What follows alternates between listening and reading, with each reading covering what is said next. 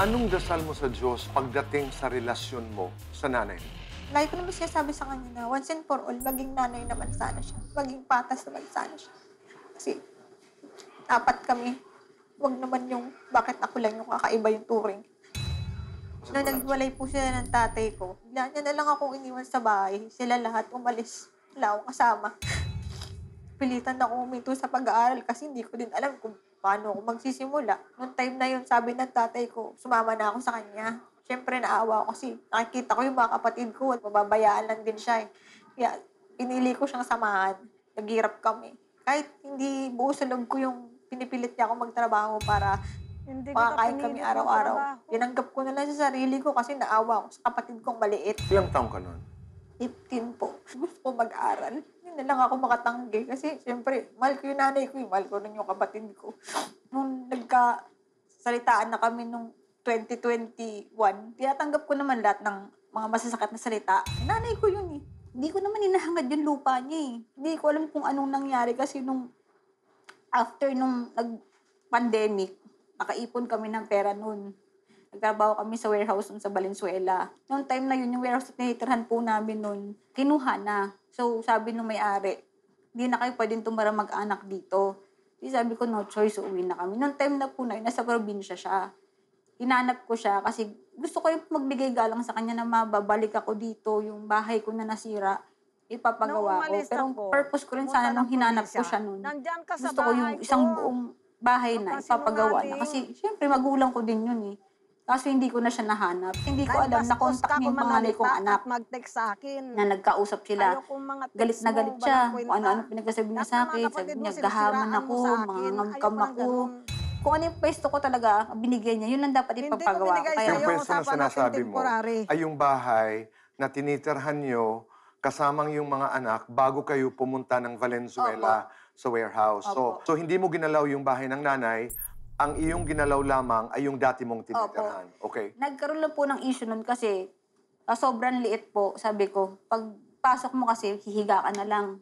Doon na lahat. Pito yung anak ko, paano naman kami magkakasya doon. Hindi ganon. Sabi ko, sige, papatatlong palapag ko na lang. Pipilit ko na lang pagkasyahin.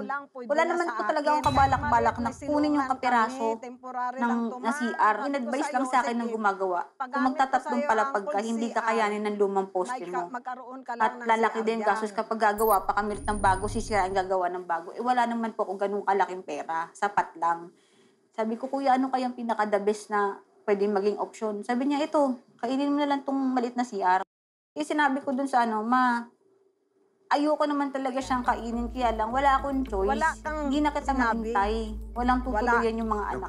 Sa madaling salita na ipagawa. Oo, naipagawa ko po. Tapos yun na, sinabihan niya ako na, wala kang karapatan dyan, ganyan-ganyan, lumayas ka yan, ano yan, sa kapatid mo yan. Sabi ko, ma, pag-usapan na lang natin, huwag na nating pagtalunan, sabi ko sa kanya, kasi nandito na to eh. Sabi ko, ganito na lang, kung sakali magkakapera ulit ako, tutulong ako sa pagpapagawa nung bakante doon na nasira din. Sira na talaga kasi po talaga lahat. Anong sabi ng nanay? Sabi niya, hindi. Sabi ng kapatid mong bunso, bayaran mo daw ng 30,000 yung kapiranggot na CR na yun. Sabi ko, 30,000. Kung makikita mo yung sinakop ko, halos isang poste lang ka ako ng bahay yung laki. Bakit saan ako kukuha ng 30,000? Kung gusto mo, gagawin ko ng paraan, 10,000, yun lang yung kaya ko. Galit na galit siya, hindi daw pwede ganun, lumayas daw ako doon, ganun-ganun. Hindi hinayaan ko siyang dumating. Nung dumating siya doon, naging okay kami kasi kinausap ko siya, pinaliwanag ko yung sitwasyon. Sabi ko, ma, kahit wag na sa akin, sa mga apo mo na lang. Tapos, nung umuwi siya, doon na kami personal na nag-usap. At naunawaan niya at naging okay kayo. Oo. So, okay naman pala kayo nung umuwi ng nanay galing Negros. Bakit mo ngayon inireklamo ang sarili mong ina? Yun nga po, Tito Boy, okay kami noon eh. Hindi ko maintindihan, bakit bigla, nag-trigger sa kanya, ba't bigla siya naging ganun? Galit na galit siya sa akin na hindi ko maintindihan kung saan nagagaling yung matinding galit niya. Na pinapoint out niya, hinahaman ko daw yung lupa niya. Ginamkam ko daw. Sabi ko, nag-usap naman na tayo. Hindi. Wala pa, pinag-usapan. Marami siyang demands na hindi ko kaya, Tito Boy, ibigay. Hindi ako nagde-demand sa iyo. Dumating pa nga siya sa point na pinabarangay niya ako, pinapuntahan niya ako sa barangay sa bahay. Noong time na yun, hindi talaga ako makakatid kasi bagong opera ako noon. Kasi pinapalabas niya pala sa barangay, illegal daw po yung pagkakatayo ng bahay na yun. Pinaliwanag ko, sabi ko, kumuha po ako ng permit sa barangay mismo. Binigay ko yung petsa. Tinanong siya, nanay, kailan ka pa dito? May sabi niya, mahigit 6 na buwan na. Sabi niyang barangay, higit 6 na buwan na ba't ngayon ka na nagreklamo? Dapat nung ongoing pa lang to, nagreklamo ka na. Ibig sabihin, may pagsang-ayon mo kasi naitayo to eh. Anong sabi ng nanay? Galit na galit po siya. Galit na galit siya kasi gusto niya mangyari. Ang gustong gawin niya sa barangay, magkaroon siya ng kasulatan na naka-ready. Pirmahan ko lahat ng demands niya. Magbayad Anong ako ng demands ko? 30,000, Ilabas mo sa paggawa kayo barangay? ganito. Ganun, ang dami niyang Ilabas mo. Nung time na yun, yung mga anak ko naman, hindi naman sila lumalaban o ano kasi lola nila yun eh. Sabi ko, hayaan nyo na lang kung May ingay daw. Late daw dumating ng bahay. curfew kasi siyang binigay 10:00 ng gabi.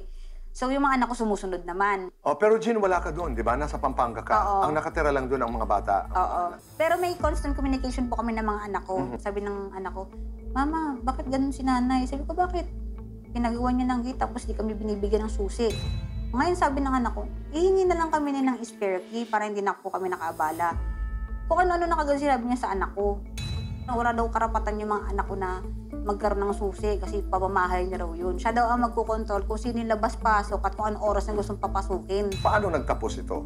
Yun, nagkasundo sila ng susi. Nagbigayan sila, binigyan sila ng duplicate. Ito na naman, ilaw tubig.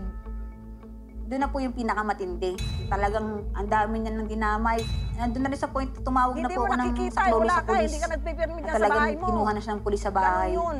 Kasi nga, Pinadampot niya rin ako sa bigla kami pulis.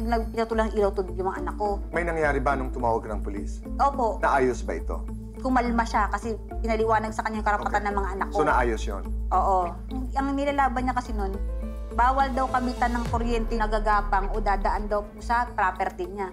Sabi naman ng mga barangay, saan po dadaan? Yung kawad, lilipad. Sabi hindi, maraming paraan para magkailaw sila, magpa-solar sila. Hanggang ngayon, ganun pa rin ang buhay. Ngayon, nagkaroon ng kuryente ilaw yung mga anak ko dahil sa mga concerned citizen dun sa amin na tumulong. Kahit yung tatay ko, kinausap, sabi ko, pahingin na lang ako ng kasulatan na binibigyan mo ako ng karapatan na tumira doon. Kaso lang yung mga anak ko, ayaw na rin. Kasi sabi niya rin sa barangay, papaalisin niya kami, babayaran niya daw yung pinagpagawa ng bahay. Wala akong Sabi ko, sinabing "Sige, kung babayaran. Doon siya magiging masaya, doon siya magkakaroon ng peace of mind na mawala kami. Okay na rin sa akin yung Tito Boy. Kasi Pali, ang gusto mo mangyari ngayon ay bayaran niya na lang yung pagkakatay Wala para akong naman karapatan magkaroon ng magbayad niyan. Bahay ko yan. matitirahan yung mga anak ko. Lalayo na lang kami. Bahay Hindi ko na yan. kami makikisama sa kanya. sure mahal mo ang nanay mo. Siyempre naman po, kahit minsan hindi ko pinagsalitaan, hindi maganda yun. Kahit anong sama ng loob. Kaya nga sabi ko sa kanya ni minsan, sa lahat ng anak mo, hindi kita minuha. Bigyan mo ako ng isang dahilan kung ano yung napakasamang bagay na ginawa ko sa'yo. Isa lang yung sinabi niya, nag-asawa daw ako na hindi niya gusto. Mabigat na kasalanan ba yun, Tito Boy, para gawin niya sa akin yun? Mamaya, kausapin natin si Kuya Alan at Pia at ang nanay Ofelia. Sana'y maayos ang kalabasan.